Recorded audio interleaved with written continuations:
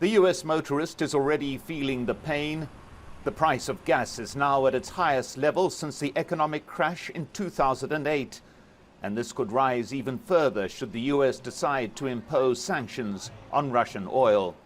Well, no decision has been made at this point by the president about a ban on importing oil from Russia, and those discussions are ongoing internally and also with our counterparts and partners in Europe and around the world.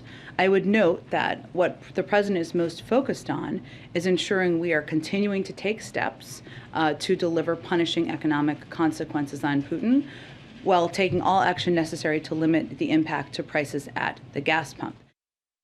The US is the world's largest oil producer, but is also the largest consumer and remains dependent on imported foreign oil. 8% of oil imported into the US comes from Russia, and the Biden administration is seeking ways to make up the shortfall should it impose sanctions. The White House confirmed a high-level team visited Venezuela this weekend to discuss, among other issues, energy matters. There's also been speculation about importing oil from Iran. And while there's broad bipartisan support for oil sanctions against Russia in Congress, there's fury among Republicans about any suggestion that countries like Venezuela or Iran could make up the shortfall. We should be drilling for oil and gas that we own to replace what we buy from Putin. And the idea of getting gas from Iran to make up for the loss we receive from Russia is insane. You'd be taking gas revenue away from a dictator, a war criminal, and increasing revenue for a religious Nazi, the Ayatollah of Iran. That is the dumbest idea I've ever heard.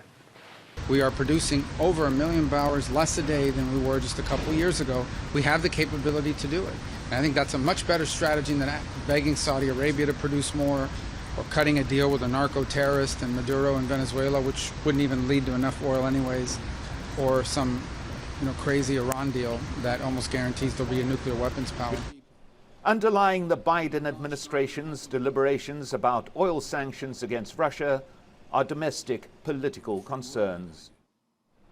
Prices at the pump are an electric rail in US politics, and looming ahead later this year are midterm elections in which high gas prices could have severe consequences for the administration in charge, regardless of the reason.